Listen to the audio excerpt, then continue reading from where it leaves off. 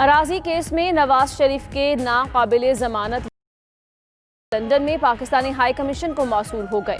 ذرائع کے مطابق ہائی کمیشن پیر کے روز کی تعمیل کروائے گا۔ اسلام آباد کی احتساب عدالت نے نواز شریف کی جاری کیے۔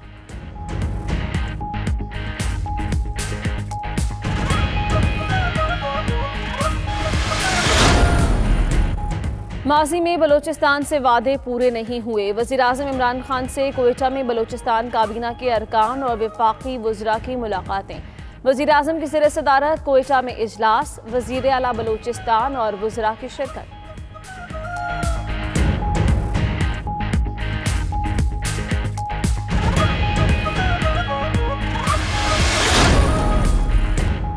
حق نہ ملا تو اسلام آباد کا راستہ جانتے ہیں، بلاول بھٹو کا ودین میں کارکنان سے خطاب۔ کہا وفاقی حکومت NFC ایوارڈ کے 200 ارب روپے کھا گئی۔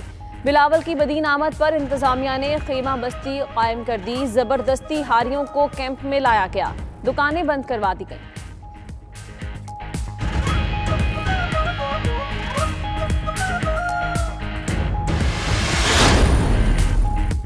سندھ کے بلدیاتی اداروں میں خصوصی افراد کے لیے ملازمتوں پر عام افراد کی بھرتیوں کا انکشاف۔ محکمہ بلدیات کے ذیلی اداروں میں خصوصی افراد کے کوٹے پر صحت مند افراد کی نوکریاں لگوائی گئیں۔ محکمہ بلدیات سندھ کا KMC اور کراچی واٹر بورڈ کو مراسلہ جاری۔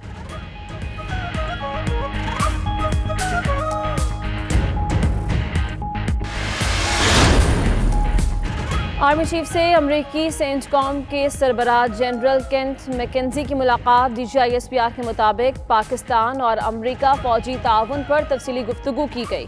افغان امن و امن پر جاری پیش رفت پر بھی تبادلہ خیال ہوا۔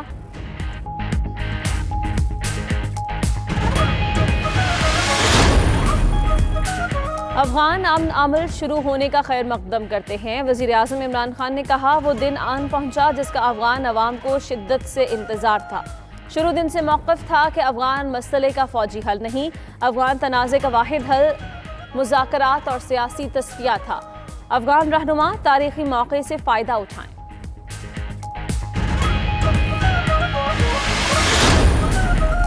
افغان حکومت اور طالبان کے درمیان مذاکرات کا آج نیا دور قطر میں ہوگا۔ افغان حکومت کا وفد مذاکرات کے لیے دوحہ پہنچ گیا۔ چیئرمین قومی مصالحتی کونسل عبداللہ کہتے ہیں امید ہے ساتھ مذاکرات نتیجہ خیز ثابت ہوں گے، ہم کسی نتیجے پر پہنچنے کے لیے پر امید ہیں۔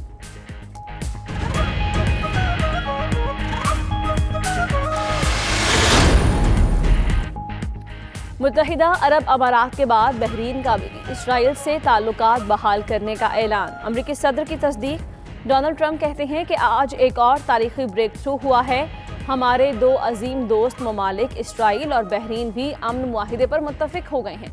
بحرین نے آج اسرائیل کو اپنی فضائی حدود استعمال کرنے کی اجازت بھی دے دی ہے۔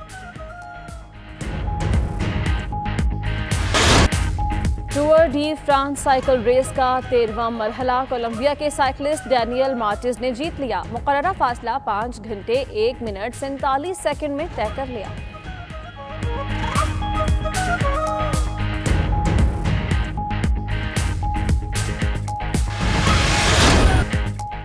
اور اٹلی میں فارمولا 1 گراں پری ریس کے پریکٹس سیشن میں ویلٹری بوٹاس نے سب ڈرائیورز کو پیچھے چھوڑ دیا۔ ریس اتوار کو ہوگی۔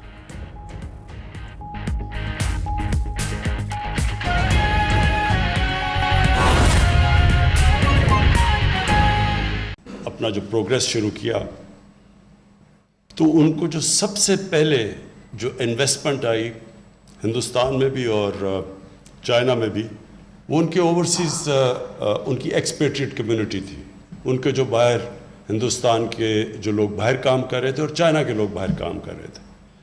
تو ہم نے جس طرح اس ٹیلنٹ کو، ہمیں جو اثاثے کو پاکستان میں جس طرح ہمیں ان کو لانا چاہیے تھا اور اب نیشن بلڈنگ میں جس طرح انہوں نے ہماری مدد کرنی تھی، وہ بدقسمتی سے ابھی تک نہیں ہوئی۔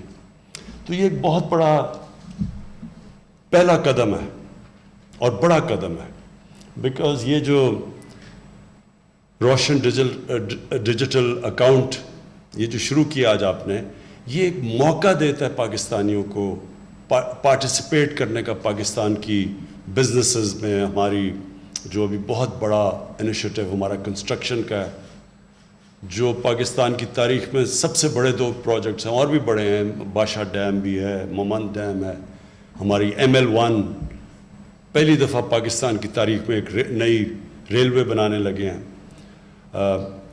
جو 2 نئے شہر بنا رہے ہیں, ایک بنڈل آئلینڈ سندھ کے اندر اور دوسرا راوی سٹی لاہور میں. یہ بہت میگا پروجیکٹس ہیں. ان سب میں ہمیں اوورسیز پاکستانیز کو ہم نے پارٹیسپیٹ کروانا ہے, انہوں نے شرکت کرنی ہے اس میں. ابھی حفیظ نے آپ کو بتایا کہ پاکستان کے چیلنجز کیا تھے.